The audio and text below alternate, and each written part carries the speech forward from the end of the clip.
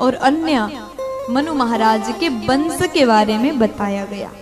मनुस्तु शतरूपायाम तिस्रः कन्याश्च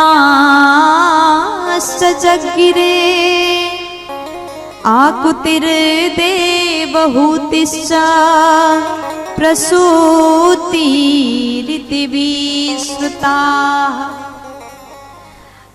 सुखदेव जी महाराज कह रहे हैं मनु महाराज के कितनी कन्या थी? कितनी कन्या है? 3। नाम है आकुति, देवहूति और प्रसूति।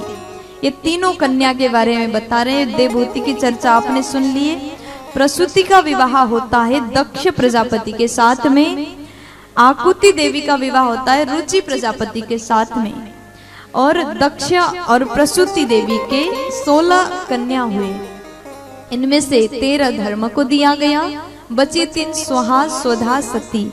स्वाहा अग्नि को दिया, स्वधा पितरों को दिया, सती भगवान शंकर को दिया। बोलिए शंकर भगवान की।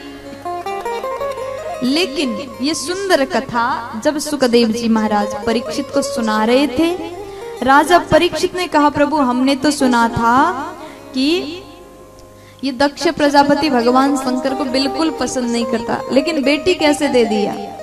तब सुखदेव जी कह रहे हैं शादी पहले हो गई थी, लेकिन बाद में इन दोनों में बड़ा विवाद हुआ। कैसा? तब कहा कि दक्ष प्रजापति ने एक सभा में सबको बुलाया था। बड़े बड़े लोग, वहां तीनों देवता आ गए, ब्रह्मा विष्णु महेश सब आए, देवी देवता उपस्थित हैं। जैसे दक्ष प्रजापति आया तो उस समय हुआ क्या? सब उठ करके दक्ष के स्वागत में खड़े हो गए। लेकिन दक्ष प्रजापति ने देखा वहां ब्रह्मा विष्णु महेश आसन से उठे नहीं। उसको लगा कि ब्रह्मा जी हमारे पिताजी हैं, ये बैठे हैं, कोई दिक्कत नहीं। भगवान नारायण जगत के मालिक विराजमान, कोई दिक्कत नहीं। लेकिन ये शंकर, इसको तो उठना चाहिए, मेरा दामाद होकर के उठ के स्वागत नहीं किया। दक्ष को बड़ा क्रोध आया। देखिए अगर व्यक्ति को पद मिल जाए, प्रतिष्ठा मिल जाए तो क्रोध का आना स्वाभाविक है। पद मिलने के बाद भी अगर पद का, प्रतिष्ठा का अभिमान ना आए तो वो व्यक्ति महान है। दक्ष को पद मिला प्रजापति का, समस्त प्रजाओं के पति का पद मिला, तो दक्ष प्रजापति के भीतर अभिमान आता है। बड़ा अधिकार दक्ष जब पावा, अति अभिमानो हृदय तब आवा। जब बड़ा अधिकार मिला दक्ष को तो उसके भीतर अभिमान आया और भगवान शंकर का इसने अपमान किया। खूब वचन सुनाया, गाली दिया। अरे तू दामाद होकर के उठ के स्वागत नहीं कर रहा है, स्वरूप अमंगल है, वेश अमंगल है, विविध प्रकार के सुनाया। लेकिन भगवान एकदम शांत रहे, कुछ नहीं बोले। देखो यहाँ भगवान दक्ष प्रजापति इतना गाली दे रहा है, फिर भी भगवान सुन रहे हैं। प्यार से बोलो, फुल एनर्जी में बोल दो ना। दक्ष प्रजापति भगवान को गाली दे रहा है, भगवान सुन रहे चुपचाप। भगवान से हमको सीखना चाहिए। कोई आपको सामने से डांट रहा हो, गाली दे रहा हो, तो उस समय क्या करना चाहिए बताइए? नहीं पता? नहीं पता? सच में चुपचाप सुन लेना चाहिए। लेकिन यहाँ ऐसा कौन होगा जो सामने से कोई डांट रहा हो और चुपचाप शांति से सुने? ऐसा कोई है क्या? अच्छा, 1-2 लोग तो हैं। ये बड़े संत प्रवृत्ति के व्यक्ति हैं। प्यार से बोलो। कोई आपको डांटे तो उस समय बिल्कुल मौन हो जाइए। सामने से जो डांटने वाला व्यक्ति 5 मिनट डांटेगा, इधर से कोई प्रति उत्तर नहीं मिलेगा तो अपने आप शांत हो जाएगा। इसलिए शांति से बैठ जाओ, सुनते रहिए। जहां तक सुन पाओ सुन लो। लेकिन जब अति हो जाए ना, अति हो जाए तो नहीं सुनना चाहिए, उठ करके चला जाना चाहिए। लेकिन वो गाली दे रहा है, आप यहाँ से रिटर्न गाली देते हैं, तो यहाँ उनमें और आप में कोई अंतर नहीं रहेगा। भगवान एक शब्द नहीं बोले और मूर्खों के मुंह नहीं लगना चाहिए। भगवान चुपचाप बैठे रहे और सुन लिया। जब अति हुआ भोलेनाथ उठ करके अपने कैलाश में चले गए। अब दक्ष प्रजापति सोचता है ये अपमान थोड़ा कम हुआ और उसने एक विशाल यज्ञ का आयोजन किया। उस यज्ञ में सबको बुलाया, सब आए, भोलेनाथ को नहीं बुलाया। और उस दिन कैलाश के मार्ग से समस्त देवी देवता अपने नारियों को, स्त्रियों को लेकर के नाचते हुए, गाते हुए, मधुर गायन करते हुए कैलाश के मार्ग से जा रही है। सूर सुंदरी करहि कल गाना, सूर सुंदरी करहि कल गाना, सूर सुंदरी करहि कल गाना, सूर सुंदरी करहि कल गाना, सुनत श्रवणा छूटहि मुनि ध्याना, सुनत श्रवण छूटहि मुनि ध्याना, सुनत श्रवणा छूटहि मुनि ध्याना, सुनत श्रवण छूटहि मुनि ध्याना। जैसे ये आवाज सुनाई दिया, मैया सती बाहर गई।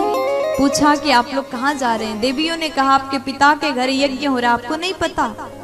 देवी जी बोली हम भी तैयारी कर रहे थे, जबकि इनके यहाँ निमंत्रण नहीं आया था। लेकिन कोई भी पुत्री अपने पिता के बारे में गलत नहीं बोल सकती। भले ही पिता अपनी बेटी से द्वेष करे, बेटी छुपाएगी, किसी को नहीं बताएंगी। प्यार से बोलो। आज सती जी कहती हैं कि पिताजी ने तो बुलाया है, हमें पता है, हम भी तैयारी कर रहे हैं, आप लोग जाइए, हम पीछे से आते हैं।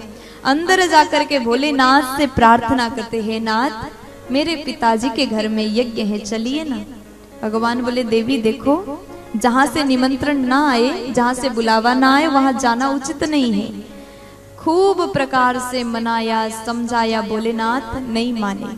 अंत में जाकर के देवी जी ने बस एक शब्द बोला, बड़े अच्छे से समझाती है। प्रजापतिस्ते स्वसुरस्य साम्प्रतम निर्यापितो यज्ञ महोत्सवा किल वयं च तत्राभिसरामवामते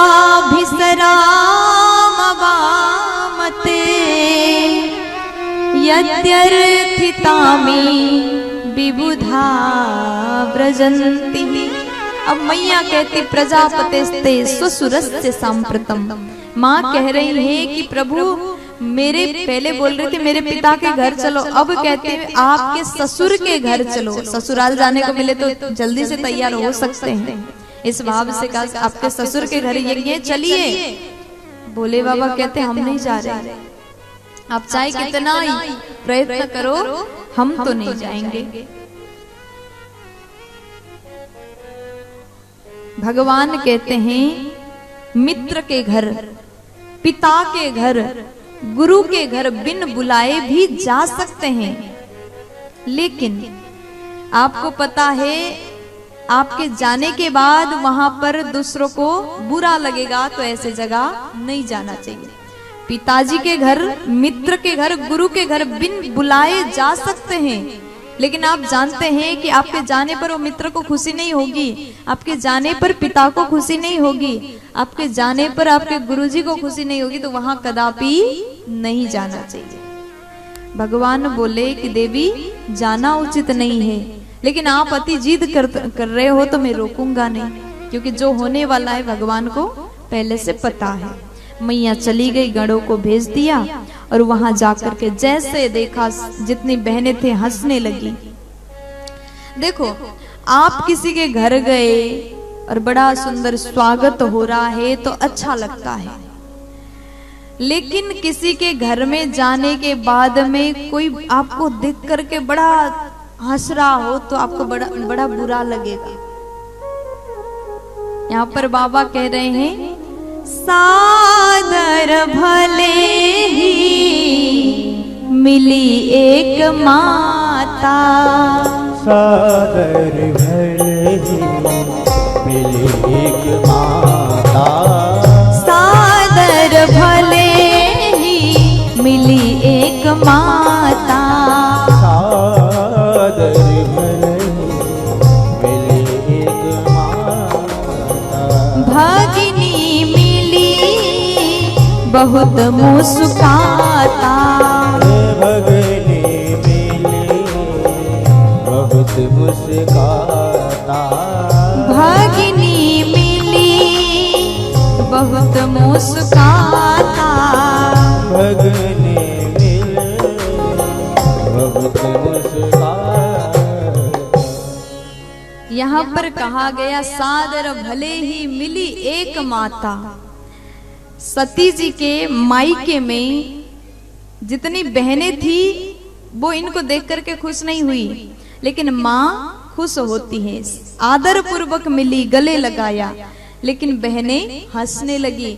देखिए, देखो आप किसी के घर जाते हैं और थोड़ा थोड़ा मुस्कुराना तो अच्छी बात है। कोई आपको देख करके बोलता है, अरे आप आ गए, स्वागतम, हमारे घर में पधारो, मुस्कुरा करके स्वागत करे तो अच्छा संकेत है। लेकिन यहाँ पर लिख दिया बहुत मुस्कुराता, यहाँ थोड़ा नहीं बहुत मुस्कुरा रहे हैं। अरे आप भी आ गए, आपको आना नहीं चाहिए था। बहुत प्रकार से, मतलब अति मुस्काने का अर्थ है, अरे आ गए, बहुत जोर जोर मुस्कुरा रहे तो समझो कि इनको अच्छा नहीं लग रहा है। यहाँ बहनें बहुत मुस्कुरा रही और कहती, अरे सती अकेले आई, वो अपना पति लेके नहीं आई। मैया को बुरा लगा और सीधा अग्निशाला में, यज्ञशाला में चली गई। वहां जाकर के देखा समस्त देवी देवता के लिए भाग है, लेकिन शंकर के लिए कोई भाग नहीं। मैया आज अत्यंत क्रोध आया। दक्ष बोला, अरे बेटी तू आई, अच्छा हुआ अकेले आ गई, उसको लेके नहीं आई। तो आज मैया कह रहे, अरे दक्ष, तुमने ये विशाल यज्ञ तो किया और जिस यज्ञ में भोलेनाथ का अपमान हो गया हो, वो यज्ञ कदापि संपन्न नहीं हो सकता। और आज मैं अगर कैलाश वापस जाऊंगी तो भगवान हमको दाक्षायणी कहेंगे, जो हम स्वीकार नहीं करेंगे। माँ ने अपने दाहिने पांव के अंगूठे से योगाग्नि प्रकट किया और उसी अग्नि में अपने आप को नष्ट कर दिए। ये बात जैसे भगवान को पता चला, तुरंत भगवान ने गणों को भेजा। वीरभद्र आए, यज्ञशाला में तहस नहस किया, विध्वंस किया, चारों ओर अपवित्रता फैलाया। दक्ष के सिर को कपड़े के समान निचोड़ करके अग्नि में डाल दिया गया। जितने लोगों ने भगवान का अपमान किया था सबको दंड दिया, सजा दिया। और उसके बाद समस्त लोग वहां डरते हुए भाग रहे हैं, हाहाकार मच गया, बचाओ बचाओ चिल्ला रहे हैं, तड़प रहे हैं। ब्रह्मा जी के शरण में गए। ब्रह्मा जी बोले, यहाँ हमारे पास आकर के कुछ नहीं होगा, अपमान जिसका किया था उनके ही शरण में जाओ। सब भोलेनाथ के शरण में गए और भोलेनाथ से प्रार्थना किया। ब्रह्मा जी बोले, प्रभु मान जाओ, यज्ञ के अंतिम भाग में सदैव आपका अधिकार होगा। और उसके बाद में भगवान शंकर का सुंदर स्तुति किया गया। इधर भगवान खुश होकर के आए यज्ञशाला में। जैसे प्रभु का चरण रख दिया, यज्ञ पूर्ण हुआ। बोलिए शंकर भगवान की, आज के आनंद की। प्यार से बोल दीजिए ना। सभी ने मिलकर के प्रभु का स्तुति किया।